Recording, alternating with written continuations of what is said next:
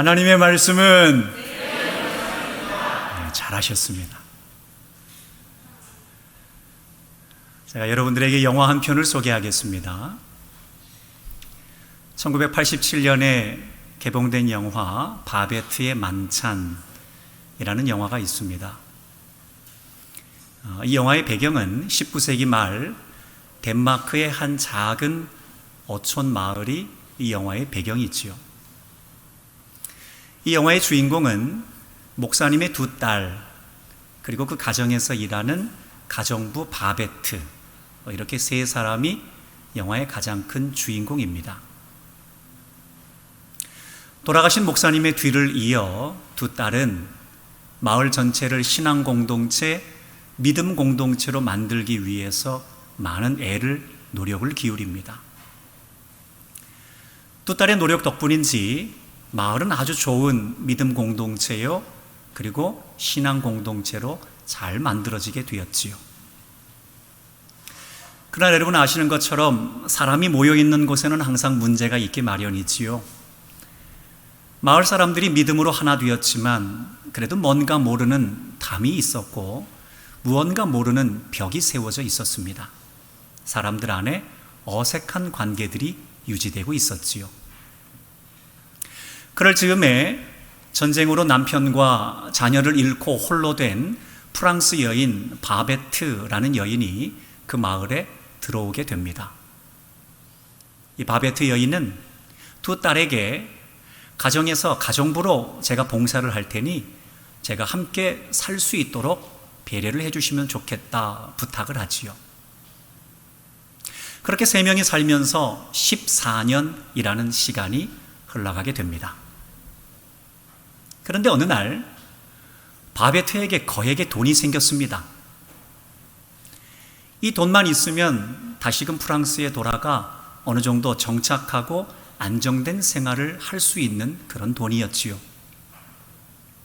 바베트는 이 돈을 어떻게 사용할까 고민하고 궁리합니다.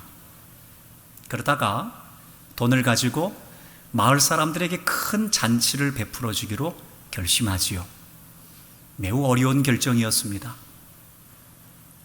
그래서 바베트는 자기가 가지고 있는 돈과 모든 재능을 다 쏟아부어서 마을 사람들을 위한 잔치를 열어주기 위해 준비합니다. 얼마나 풍성한 음식과 다양한 음식들을 준비했는지 모릅니다. 그런데 이상한 일이 일어납니다. 이 바베트가 준비한 음식들을 먹은 사람들의 마음이 서서히 변하기 시작합니다. 그저 음식만 먹었을 뿐인데 사람들 안에 마음이 눈 녹듯 녹아지기 시작하더니 사람들의 표정이 바뀌기 시작하고 도무지 웃을 수 없는 사람들이 웃을 수 있는 사람들로 변화되기 시작합니다. 그리고 마침내 영화의 마지막은 모차르트의 돈 조바니 다 함께 손을 맞잡고 라는 노래를 부르며 서로 화해하며 손에 손을 맞잡는 것으로 영화의 끝은 끝납니다. 영화 한 편 다 보셨습니다. 이 영화는 우리에게 굉장히 중요한 메시지를 던지고 있습니다. 그것은 한 사람 한 사람의 최선이 얼마나 많은 영향을 미칠 수 있느냐 하는 것들을 우리에게 잘 소개하고 있지요.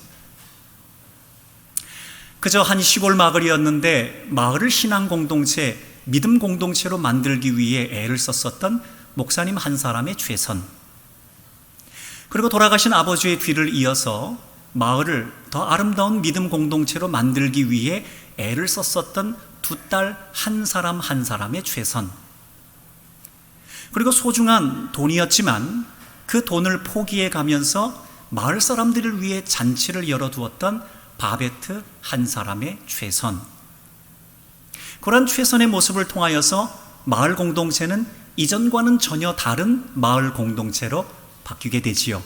그것이 바로 영화의 백미입니다.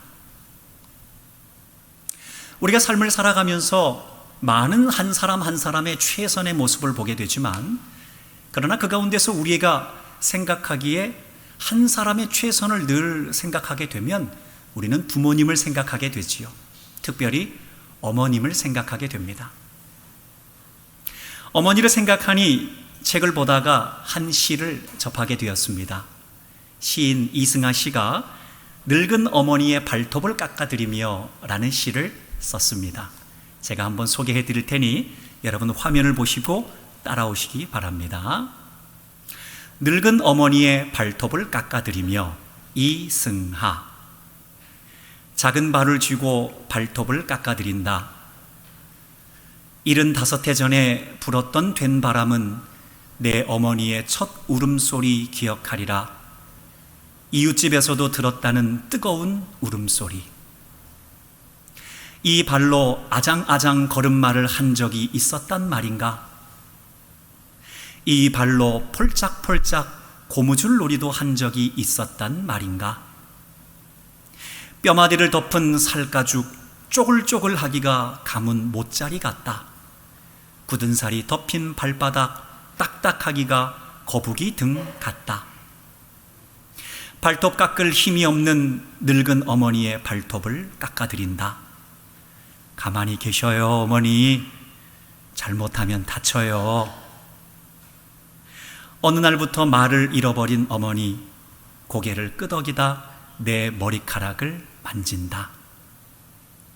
나 역시 말을 잃고 가만히 있으니 한쪽 팔로 내 머리를 감싸 안는다. 맞닿은 창문이 온몸 흔들며 몸부림치는 날, 어머니에게 안기어 75해 동안의 된바람 소리 듣는다. 어떠세요? 감동스러운 시지요? 가정과 남편을 위해 그리고 사랑하는 자녀들을 위해 최선을 다한 어머니, 그리고 그 어머니 한 사람의 최선. 어머니 한 사람의 최선으로 아장아장 걸음마하던 예쁘고 고운 발은 주름으로 가득 뒤덮인 발이 되었고, 그리고 고무줄 놀이하던 그 씩씩한 발은 딱딱하게 굳은 살이 배겨서 거북이 등짝같이 되어버렸지요. 어머니의 이 최선을 다 알기에 사랑하는 자녀, 아들, 딸들은 아무 말도 하지 못하고 겨우 눈물을 참고 있었던 것입니다. 이렇게 한 사람의 최선, 그리고 어머니의 최선을 우리가 다 알고 있습니다. 그런데 여기에 우리를 위해서 또 한 분 최선을 다하시는 분이 계십니다. 그분이 바로 우리 주 예수 그리스도입니다. 여러분 잘 아시는 것처럼 우리는 하나님의 형상을 따라 이 땅 가운데 지음을 받았습니다. 우리는 부모님을 통해 이 땅 가운데 태어나게 되었지만 우리의 본 모습은 하나님의 형상을 따라 지음을 받았기에 우리는 하나님을 아버지라고 고백할 수 있는 사람들이었습니다. 마치 자녀가 그 아버지가 누구인지 분명히 아는 것처럼, 그리고 자녀가 부모님의 존함이 무엇인지 정확히 아는 것처럼 우리는 하나님을 아버지라고 고백하는 것에 전혀 이상하게 여기지 않았고, 하나님을 아는 것에도 전혀 문제가 없었던 것이 바로 우리들의 모습이었습니다. 그런데 아담으로부터 시작된 뜻하지 않는 죄로 인하여서 우리의 눈이 어두워지게 되었지요. 그리고 하나님과 우리 사이가 서먹서먹한 관계가 되어버렸습니다. 더 이상 우리는 하나님과 우리 사이에 알 수 없는 관계가 되었고, 우리는 하나님을 더 이상 믿을 수 없는 사람이 되었습니다. 그러다 보니 하나님께서도 우리가 부르짖는 기도 소리를 듣지 않기로 작정하셨지요. 죄로 인하여 하나님과 우리 사이가 가로막히게 된 것에 대해 선지자 이사야는 이사야 59장의 말씀에 이와 같이 아주 잘 표현하고 있습니다. 이사야 59장 2절의 말씀, 시작.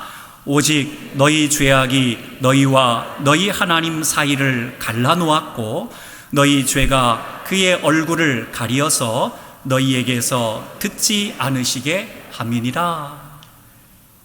죄로 인하여 하나님과 우리 사이가 서먹한 사이가 되고 무언가 문제 있는 사이가 되다 보니 제일 먼저 우리의 마음이 부패해지기 시작했습니다.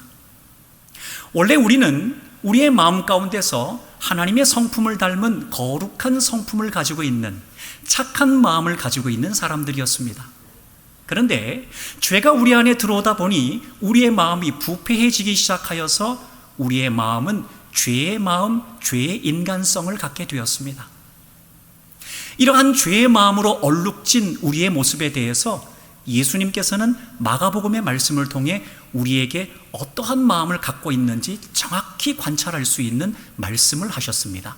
마가복음 7장 20절부터 23절까지의 말씀, 시작. 사람에게서 나오는 그것이 사람을 더럽게 하느니라.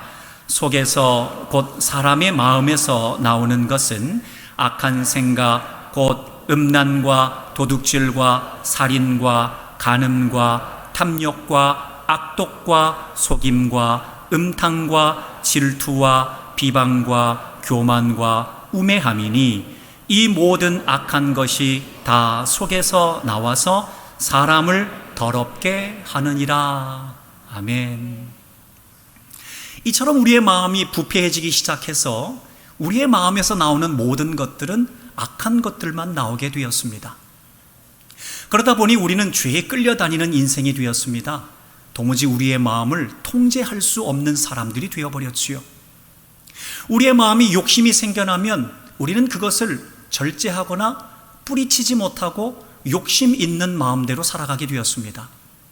우리의 마음에 누군가를 미워하는 마음이 들고 시기 질투하는 마음이 들면 우리는 거기에 대해서 뿌리치지 않고 다른 누군가를 전혀 부담 없이 미워하고 시기하고 질투하는 삶을 살았고, 교만한 마음이 들면 언제든 교만하게 되었고, 음란한 마음이 우리 가운데 들면 우리는 우리 스스로를 절제하지 않고 음란한 행동을 하게 되는 죄의 사람이 되어버리고 말았습니다. 마음이 이렇게 부패해지고 우리의 마음을 도무지 통제하지 못하다 보니 우리와 맺는 사람과의 갈등을 조장하게 되었습니다.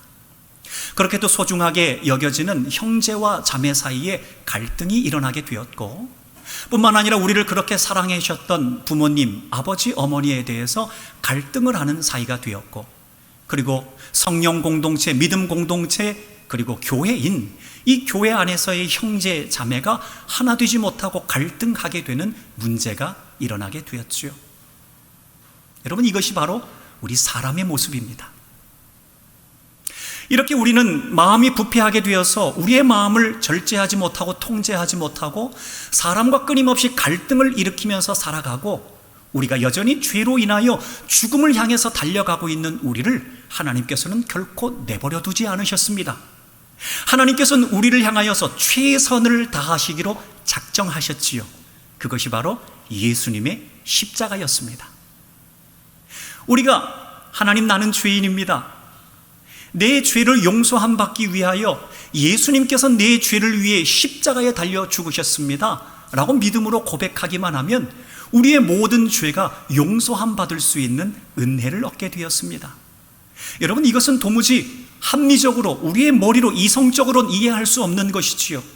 아니, 어떻게 죄를 용서받는데 믿음만 가지고 용서를 받을 수 있단 말인가? 너무도 쉬운 방법이지만 사람들이 합리적인 생각에 빠져서 그 쉬운 방법을 할 수 없기에 우리 주님께서는 믿음만이 구원을 얻을 수 있는 길이라고 우리에게 말씀하여 주셨습니다. 그래서 나의 죄를 위해 예수님께서 십자가에 못 박혀 죽으셨습니다 라는 걸 믿는 사람에게는 하나님께서 그들의 모든 근본적인 죄의 문제를 해결해 주셨습니다. 뿐만 아니라 우리가 이제는 더 이상 죄에 지배되는 연약한 사람이 되는 것이 아니라 죄를 분별하고 이길 수 있는 능력 있는 사람이 되게 해 주셨지요. 뿐만 아니라 우리가 예수님을 믿는 그 순간 이제 우리의 마음은 죄의 성품으로 살아가는 것이 아니라 이젠 예수님을 닮아가는 예수님의 성품을 갖추는 사람으로 우리는 변화될 수 있게 되었습니다. 여기에 대해서 사도 바울은 아주 상세하게 우리에게 설명을 하고 있는데, 그것이 바로 갈라디아서 2장 20절의 말씀입니다. 말씀을 읽겠습니다. 시작. 내가 그리스도와 함께 십자가에 못 박혔나니 그런즉 이제는 내가 사는 것이 아니요 오직 내 안에 그리스도께서 사시는 것이라.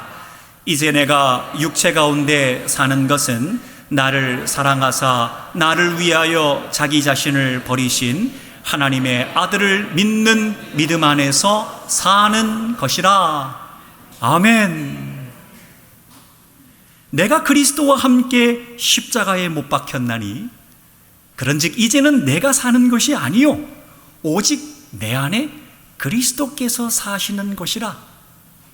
이제 내가 이렇게 육체 가운데 사는 것은 나를 최선의 방법으로 사랑하사 나를 위하여 최선의 방법으로 자기 자신을 버리신 하나님의 아들 예수 그리스도를 믿는 믿음 안에서 사는 것이라. 이것이 바로 하나님께서 우리에게 보여주신 최선의 방법이었습니다.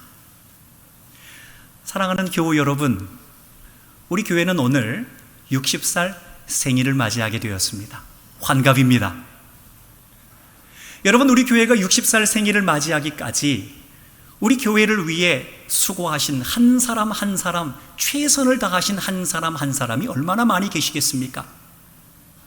우리 교회를 설립하고 그리고 목회하셨던 목사님, 그리고 그 뒤를 이어받아서 바톤을 받아서 목회하셨던 많은 목사님들 한 사람 한 사람의 최선이 있었을 것이고, 그리고 그 목사님을 도와서 함께 사역하였던 많은 항존 직분자들과 재직들 한 사람 한 사람의 최선이 있었을 것이며, 그리고 그 목사님과 재직들을 도와서 교회를 섬기기 위해 봉사하고 수고하였던 한 사람 한 사람의 최선이 있었기에 우리 교회가 지금까지 든든히 설 수 있었습니다.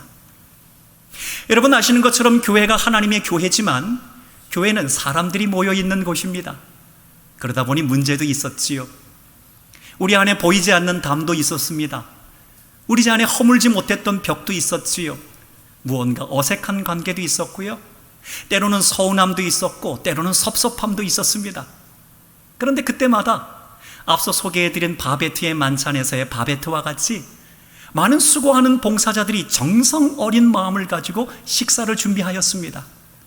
그래서 우리는 그 정성스럽게 준비한 식사 밥 한 끼를 함께 먹으며, 그리고 국수 한 그릇을 함께 먹으며 우리의 마음에 있었던 서운함과 섭섭함들이 눈 녹듯 녹게 되는 은혜를 경험하게 되었고, 뿐만 아니라 주 안에서 함께 모이는 성도 안의 귀한 교제를 통하여서 우리 안에 마음들이 서로 간에 하나 될 수 있는 은혜들을 경험할 수 있게 되었습니다. 뿐만 아닙니다. 우리의 사랑하는 권사님들, 아장아장 걷던 그 귀한 발걸음, 그 예쁜 발 그 모습으로 우리 권사님들이 힘들고 어려운 이웃들, 환우들을 쫓아다니면서 열심히 신방하셨습니다. 그리고 우리의 사랑하는 권사님들 그 예쁘게 봉숭아 물든 그 예쁜 손으로 눈물 흘리는 교우들의 눈물을 닦아주며 그들의 손을 잡아주면서 용기를 주었기에 우리 교회가 지금까지 든든한 교회로 설 수 있었다라는 것이죠. 우리 교회가 지금까지 온 것은 한 사람 한 사람의 최선이 있었고, 그리고 도우시는 하나님의 은혜가 있어서 지금까지 든든하게 설 수 있었습니다. 그런데 누구보다 우리 교회를 향한 최선의 모습을 보여주신 분이 계시지요. 바로 우리 하나님이십니다. 우리 하나님께서는 우리 교회를 향한 하나님의 최선의 방법을 보여주셨습니다. 우리가 때로는 죄로 인하여서 우리의 마음을 통제하지 못할 때도 있었습니다. 화가 나면 화를 통제하지 못하고 화를 냈습니다. 미워하면 미워하는 마음을 통제하지 못하고 미워했습니다. 시기 질투했습니다. 원망했습니다. 서운한 대로 서운했고요, 섭섭한 대로 섭섭한 마음을 통제하지 못한 대로 우리의 온 마음들이 좌충우돌했습니다. 뿐만 아닙니다. 우리 안에 갈등도 있었습니다. 사람들 안에 담도 있었고 벽도 있었고 무언가 원만하지 못한 관계로 꽉 막혀있는 관계의 모습이 우리 안에 있었습니다. 그런데 그런 우리의 연약한, 우리의 마음을 통제하지 못하고 우리의 관계로 인하여서 문제 있는 관계 가운데 하나님 그냥 내버려 두지 않았습니다. 하나님께서는 최선을 다하셨지요. 우리를 그때마다 십자가로 인도해 주셨습니다. 사람 보지 마라, 십자가 바라봐라. 환경 보지 마라, 예수님 바라봐라. 우리 하나님께서는 언제나 우리의 마음을 통제하지 못하고 사람과의 갈등 가운데 있을 때마다 우리를 십자가로 우리를 힘차게 밀어주셨습니다. 사랑하는 장로야, 사랑하는 권사야, 사랑하는 집사야, 성도야, 십자가를 바라봐. 사랑하는 성도야, 저 예수님을 바라봐. 우리 하나님께서는 우리를 향해서 끊임없이 밀어주셔서 예수님께로 십자가로 나갈 수 있는 은혜를 허락하여 주셔서 마침내 우리 교회가 2020년 예수님을 바라보는 교회, 은혜로운 교회로 다시 한번 설 수 있는 은총을 허락하여 주셨습니다. 그러기에 우리 대구 서강교회는 한 사람 한 사람의 최선과 더불어서 하나님의 최선을 통하여서 우리를 십자가로 인도하시고 예수님께로 인도하시는 하나님의 최선이 있었기에 이렇게 든든하게 선 교회가 바로 우리 대구 서강교회인 줄로 믿습니다. 사랑하는 여러분, 그렇다면 이렇게 60살을 먹도록 우리 하나님께서 우리를 이제까지 인도하셨다면 이제 앞으로 우리가 또 달려가야 될 60살을 향해서 또 나아가야 됩니다. 그러면 이제 우리가 결단을 해야 됩니다. 어떻게 결단을 해야 될까요? 두 가지 결단을 해야 됩니다. 우리는 시험을 이기는 사람이 되어야 됩니다. 여러분, 코로나 상황으로 우리가 다 어렵습니다. 경제적인 위기 가운데 있습니다. 우리의 신앙이 저울 위에 올려져 있습니다. 여러분, 이때 가장 힘들고 어려울 때 우리는 죄를 이기는 사람이 되어야 됩니다. 유혹을 이기는 사람이 되어야 됩니다. 시험을 이기는 사람이 되어야 됩니다. 세상을 분별할 수 있는 사람이 되어야 됩니다. 뿐만 아니라 우리는 말씀을 들을 수 있는 사람이 되어야 됩니다. 여러분, 말씀을 듣지 않으면 우리는 내 마음대로 살아갑니다. 내 느낌대로 살아갑니다. 내 감정대로 살아갑니다. 내 뜻대로 살아갑니다. 그러나 말씀을 들으면 우리는 교정됩니다. 십자가로 교정되고요, 예수님께로 교정됩니다. 내 마음대로 살아가려고 할 때마다 하나님의 말씀의 뜻을 들으면 십자가로 교정되고 예수님께로 교정되어서 하나님의 영광을 위해서 쓰임받는 믿음의 사람으로 변화될 수 있게 된다는 것이지요. 그러게 우리가 만약에 시험을 이기겠습니다, 그리고 내가 하나님의 말씀을 듣고 예수님께로 십자가 앞으로 나아가겠습니다 라고 결단한다면 하나님께서 우리에게 약속하여 주시는 은총의 약속이 있습니다. 그것이 바로 오늘 본문 5절의 말씀입니다. 우리 5절 말씀을 힘차게 한번 읽어보겠습니다. 시작. 이기는 자는 이와 같이 흰옷을 입을 것이요 내가 그 이름을 생명책에서 결코 지우지 아니하고 그 이름을 내 아버지 앞과 그의 천사들 앞에서 신하리라. 아멘. 우리가 어떤 시험 가운데서도 내가 이기는 사람이 되겠습니다. 내 뜻대로 살아가는 것이 아니라 말씀을 듣고 교정되는 인생을 살아가겠습니다 라는 삶으로 결단하면 하나님께서는 우리에게 약속하신 부활의 새 옷을 입혀주실 것이고, 뿐만 아니라 생명책에서 우리의 이름이 지워지지 않는 은총을 누리게 하실 것이고, 온 천군 천사들과 더불어서 하나님 보좌 우편에서 우리의 이름을 호명하면서 사랑하는 아들아, 사랑하는 내 딸아, 너가 천국에 들어왔구나, 우리 주님께서 우리의 이름을 불러주시겠다고 약속을 하고 있다는 것입니다. 사랑하는 성도 여러분, 우리 대구 소강교회 한 사람 한 사람 최선을 다하여서 우리 교회가 세워졌고, 하나님의 최선을 통하여서 우리 교회가 이제까지 달려올 수 있었습니다. 이제 우리 교회가 앞으로 달려갈 60년을 향하여서 이제 우리가 결단해야 됩니다. 결단합시다. 하나님, 내가 시험을 이기는 사람이 되겠습니다. 내 뜻대로 사는 인생이 아니라 하나님 말씀을 듣고 십자가로 예수님께로 인도함을 받는 인생 되겠습니다 라고 결단하는 저와 여러분이 되셔서 우리의 이름이 생명책에서 지워지지 않는 은총의 천국 백성 되는 여러분이 되시고, 주변에 있는 많은 생명책에 아직까지 이름이 기록되어 있지 않은 많은 사람들을 주께로 인도하여서 생명책에 그 이름이 새겨지게 하는데 귀하게 쓰임받는 구원의 방주의 역할과 사명을 감당하는 우리 대구 서강교회, 그리고 저와 여러분 우리 모두가 다 되실 수 있기를 우리 주님의 이름으로 간절히 축원합니다.